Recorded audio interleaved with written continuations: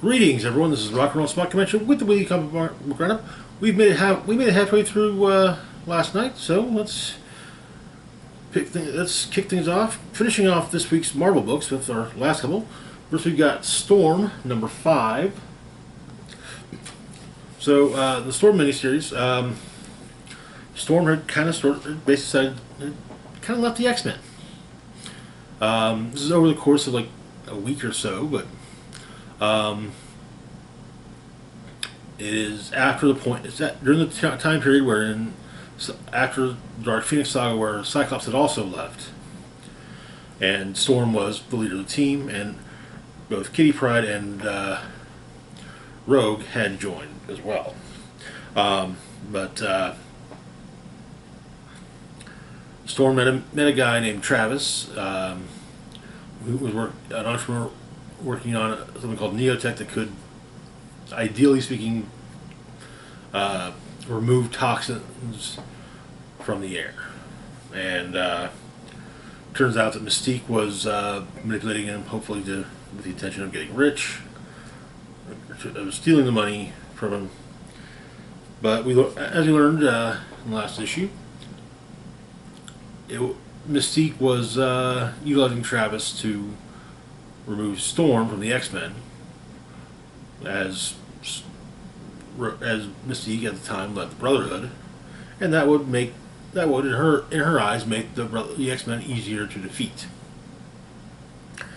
What Travis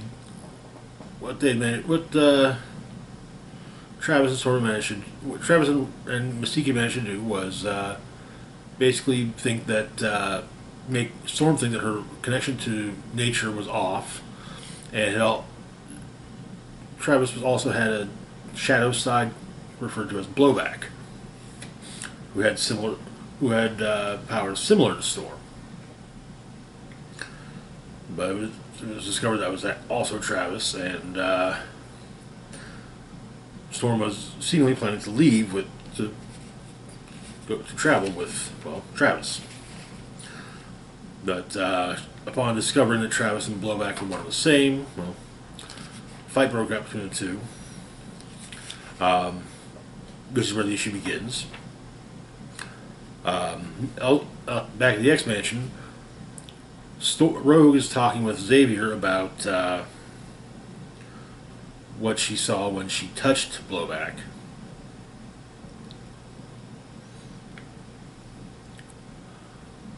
And Wolverine has been looking at weather via a telescope and informs Xavier of this. So Rogue goes out to save the day to help Storm. Doing so, she does so, and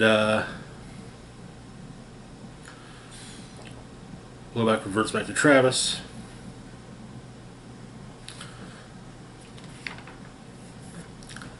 All of Travis's misdeeds are laid bare, and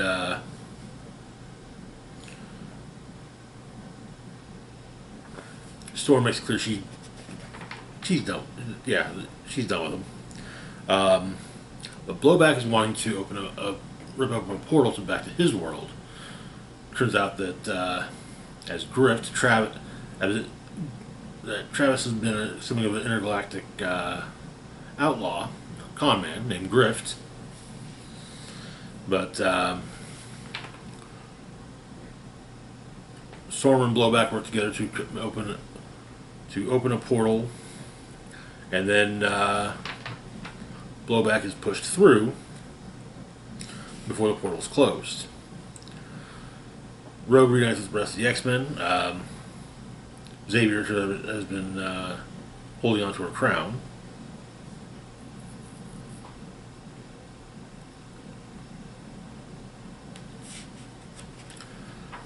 And as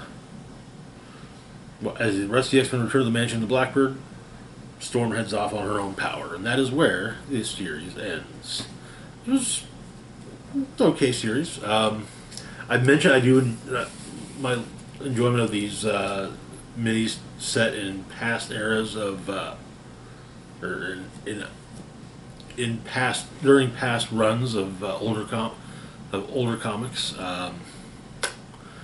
and usually they tend to be fairly decent, but there are certain things that just some certain plot points that just don't work as well. For example, setting a Storm miniseries in the days shortly after she became leader of the X-Men, and having a major plot point be her leaving the X-Men. We know that's not going to happen. In fact, when it comes to good a good miniseries like this with Storm, there was recent. I can't remember if it was Gambit and Storm or just Gambit miniseries, which covered some of Gambit and Storm's adventures between Gambit's first appearance and him joining the X-Men. There was never any. Sure, we knew that things were going to lead to Storm recruiting Gambit into the X-Men, but there was nothing that tried to hint at the idea of, oh, well, will Storm join the X-Men or rejoin the X-Men? Will Gambit want to join the X-Men? No, it was just like, yeah, that's going to happen. We know. There was no attempt to make it look like it wouldn't happen. I'm not saying it was a bad mission. It wasn't. It was well written. It felt like the comics of the era it's set in, which definitely helps. Even going so far as to not look anachronistic, which is one of those things that, on the one hand, I like seeing in such miniseries, but on the other hand, with Marvel's sliding time scale, it kind of just makes you kind of have to assume, oh yes, well they actually did have cell phones, even though the comic was published in the early 1980s. At this point, it's now set in the late 2000s. So yeah. Anyways, moving on to our next book, we've got X-Men: Days of Future Past #3. Continuing the Days of Future Past arc, kind of between what happened between the assassination of Senator Kelly and the actual Days of Future Past story, the future segments of the Days of Future Past storyline, from Uncanny X-Men 140 and 141. X-Men: Days of Future Past and Doomsday. So begins in year 20.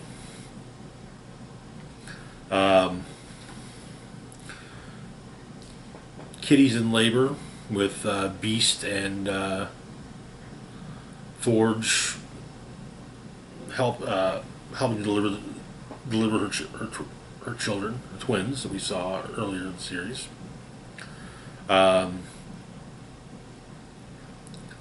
Storm and Wolverine are fighting off Nimrods.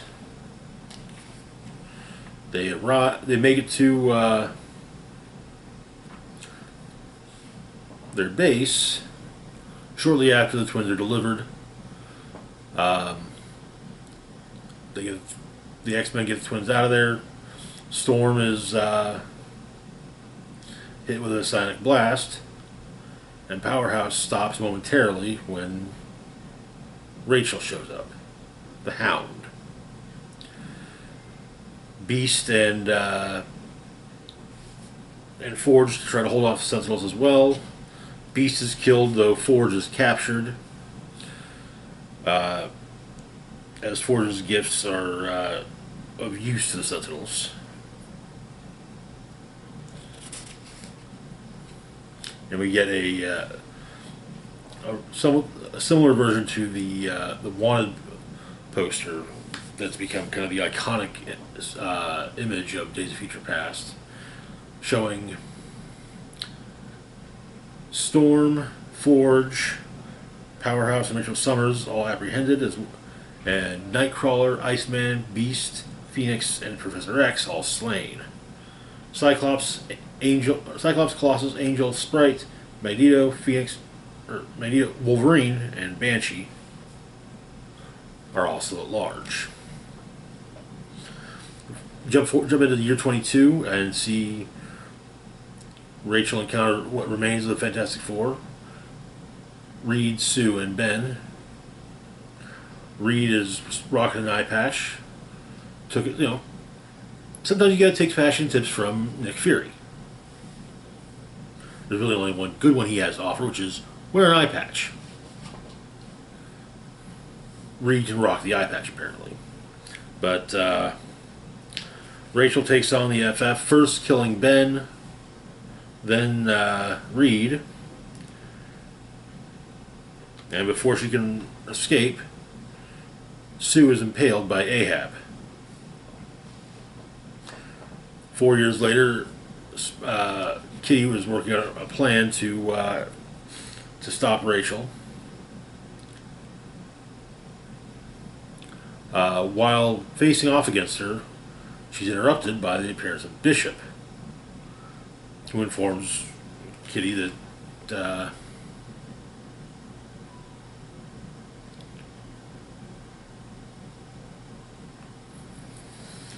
he's there to save Rachel as well, explaining that it's from an alternate future, and that in 6 years' time, the other world powers are going to launch an all-out nuclear strike that will lead to World War III. Rachel Summers is the key to stopping it. A year later,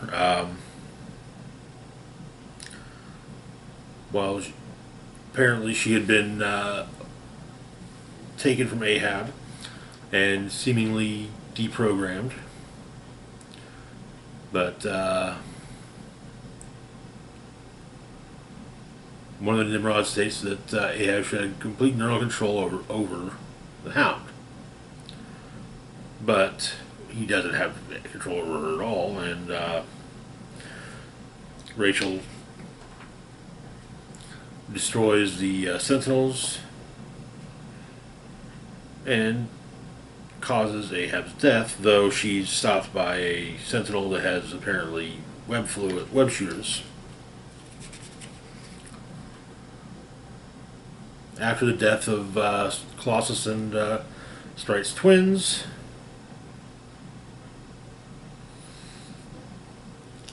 the couple surrender. They are still being held in the South Bronx Mutant Internment Center alongside Storm and Rachel and Franklin. Franklin has forgiven Rachel for the deaths of Reed, Sue, and Ben. So that it's easy to forgive someone when you love them. Elsewhere, off the coast of India, Wolverine and Magneto are reunited. It goes initially as well as you might expect, but Jubilee is working with Magneto and talks down Wolverine. Magneto has a plan. Apparently, Wanda is being utilized to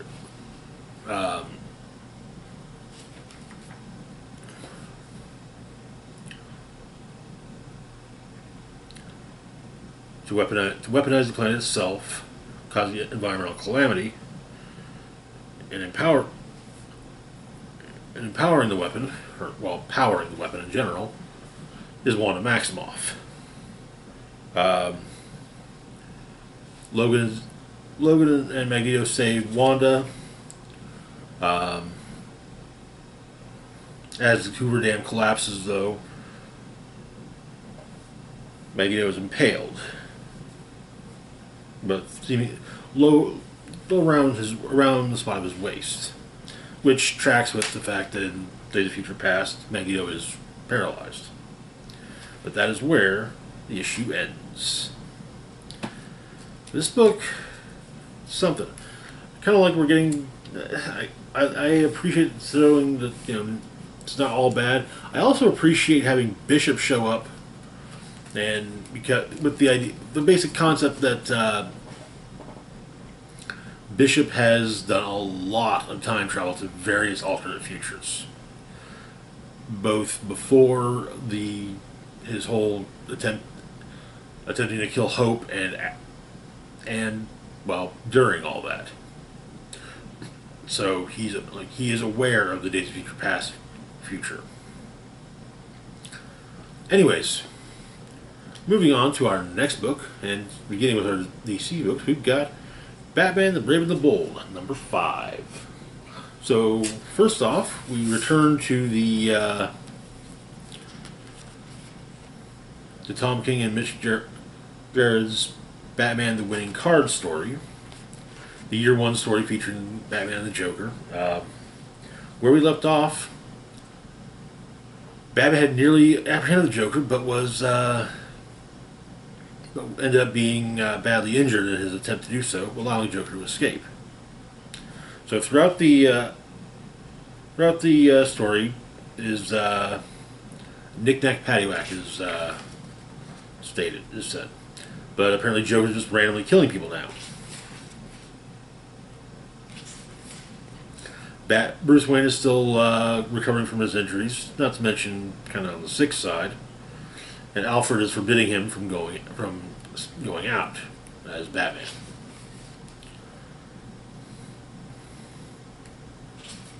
But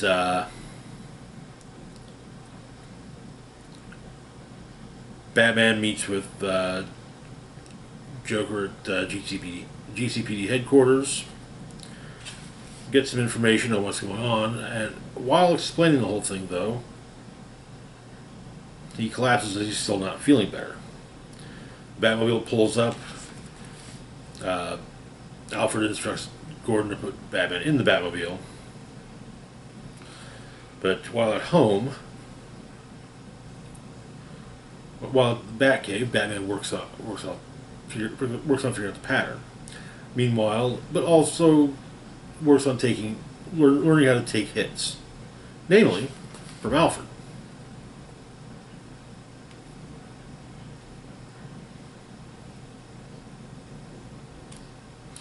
This is also helping Bruce work through what he knows now about the case.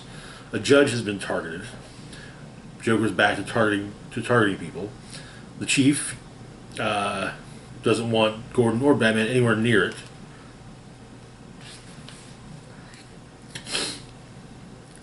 And the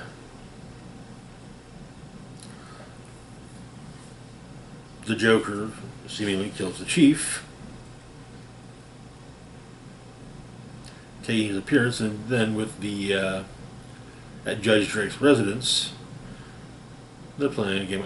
The two of the judge and the chief are playing a game of cards, which Joker seems to hold the winning card. The Joker. The judge is killed.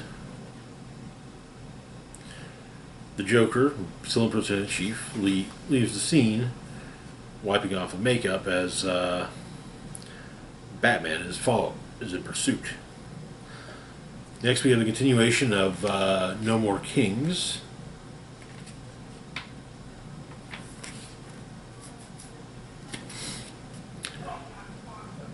Stormwatch is starting to think that someone else is pulling Bones' strings. That said, they've been sent to Athens on a mission. So they're still collecting weapons to potentially use against the Justice League in the event of being attacked by the League. The weapon in question is the Sunbow. Phantom 1 is searching the room of the person in possession of it, while Flint, Ravager, and Shadow are undercover as hotel maids, with other members of the team undercover as other hotel employees. The idea being no one pays attention to the help. And who is it they're trying to steal the Sunbow from? Apollo.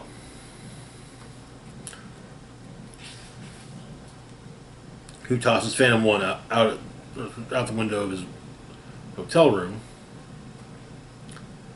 And the rest of the team gets armed up.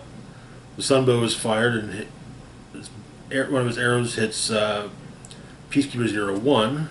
Basically sees that they're all going to die.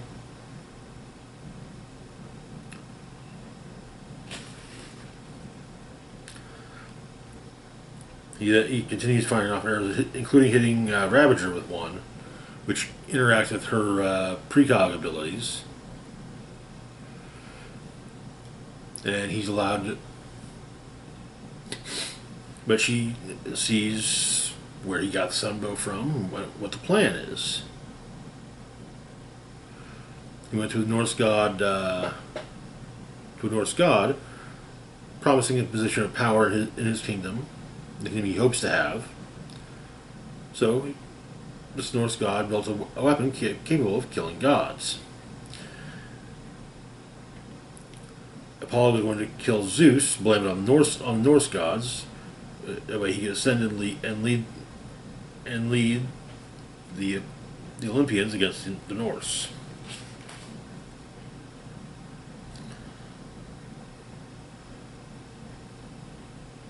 After a while of talking about this, Apollo asks if he'll succeed. Does he get the kingdom he deserves? And she simply states, no. But Apollo is taken down by Stormwatch.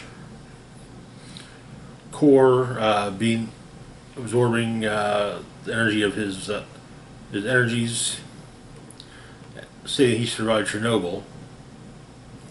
Gods are nothing for him to fear.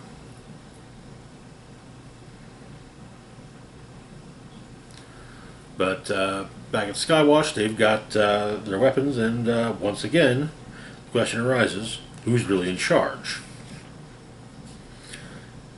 The answer to that question is revealed to be, in no shock to literally anybody, Amanda Waller.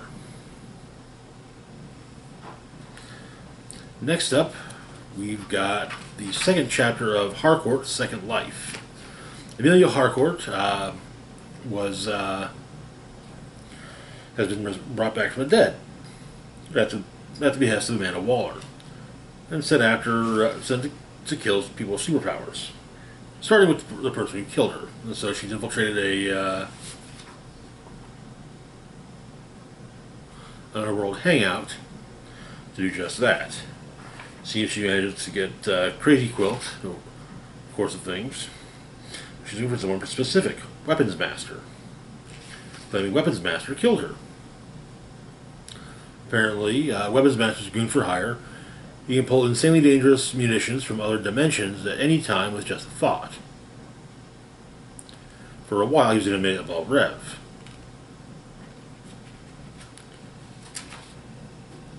We also see Harcourt being recruited into CIA, or, well, a CIA-adjacent organization, presumably DEO.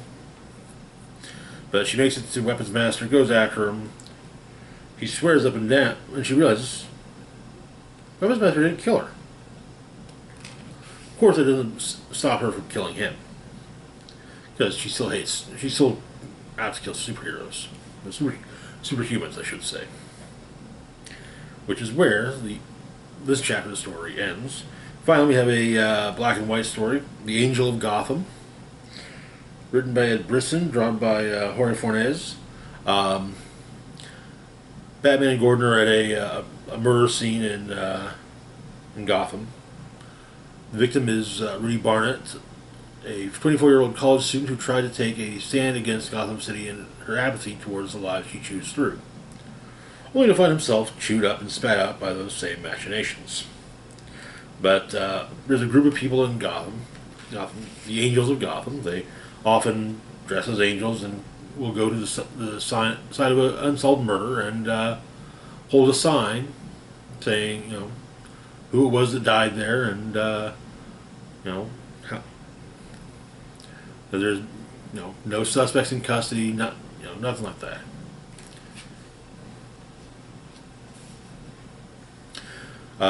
Batman does some investigating, going by the sign that Rudy was holding when he was killed. It looked into the murder, discovers pictures of the victim beaten, and also learns where she worked, the Iceberg Lounge.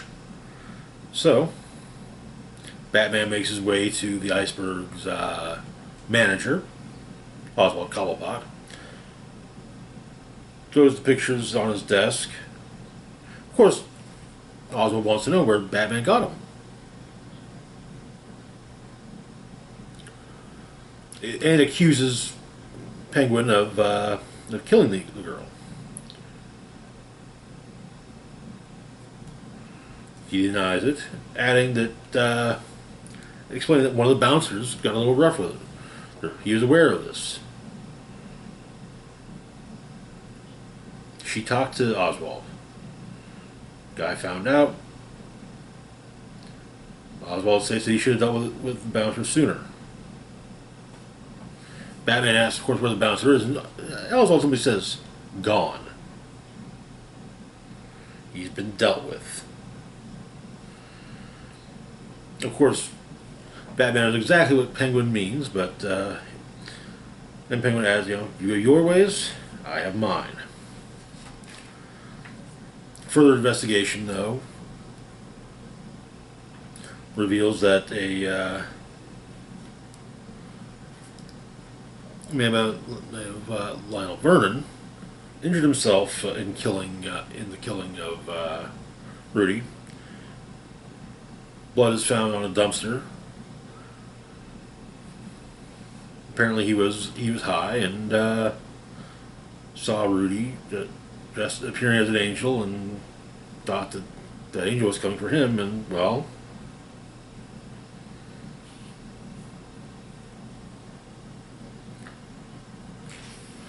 he feels remorse for it, but he is obviously taken into custody for the crime while Rudy is buried. A marker that includes an angel. And that is where the issue ends. Down with Kings is definitely a story that I'm really enjoying. I just wish that instead of a handful, an ongoing feature in Brave and the Bold, that Stormwatch had their own book. Hopefully. Moving on, though, to our last book for the moment, we have Tales of the Teen Titans, number 3. This issue focusing on Donna Troy, a.k.a. Wonder Girl. Founding member of the Titans as well, I should add. I have a little bit of Donna's history. A daughter discarded, a sister rescued, a warrior raised, a hero born. And the city of Vanity, Donna's taking pictures of a fashion shoot held by Mari McCabe, a.k.a. Vixen. Vixen also runs a charity, but there are troubles in Markovia. Yeah, ever since the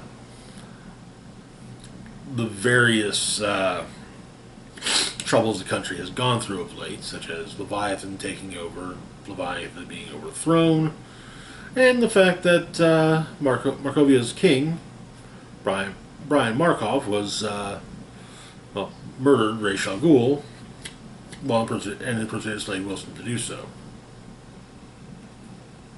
Publicly murdered, I should add. But Donna goes to Markov to do what she can to help, get pictures of what's going on. After all, photos. It's one thing to say, "Oh, there are horrible conditions in these areas, in this place," but if you can't see it, it's easy to disregard. It's easy to disregard. But she does what she can to free people in the cities of Retrograd, as well as along the Viktorovich Memorial Expressway and in outer Markovburg, the capital. She faces some soldiers and makes short work of them.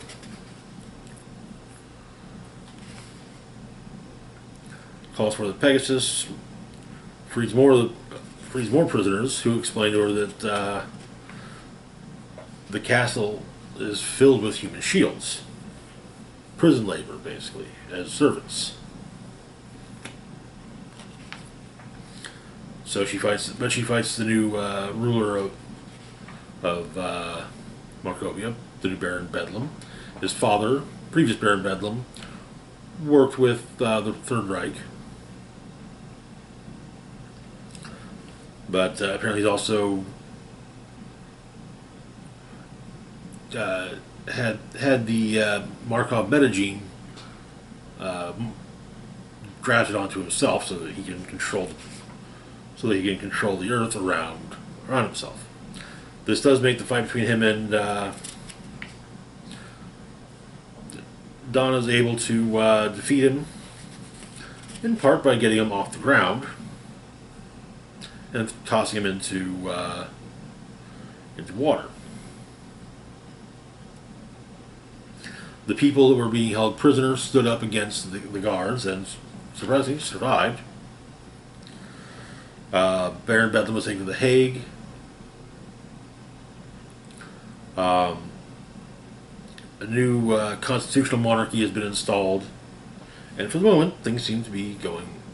It looks like things are going to improve. Dick and Donna discuss everything, namely discussing the fact that Donna didn't call for help; she did it all on her own. She kind of says, and she's like, "Yeah, the Titans are back, but I mean, how many times have the Titans been back?" And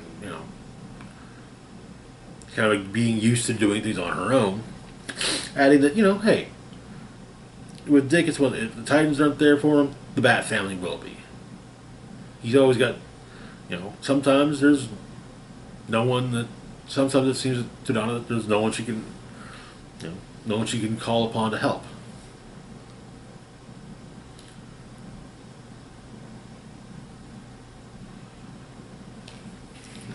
With Dick saying she's always been a wonder.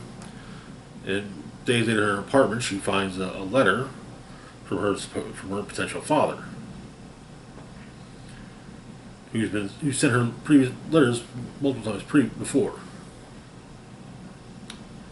That is where the issue ends. Our next issue will focus on Beast Boy, and I believe is the last issue of the Tales of the Teen Titans miniseries. Anyways, that's going to do it for now. As always, feel free to like, share, and subscribe. Big shout out to Patreon patron Xander Lee. Thank you so much for your support. Links to my Facebook, Twitter, Mastodon, Patreon, and PayPal can be found in the description box down below.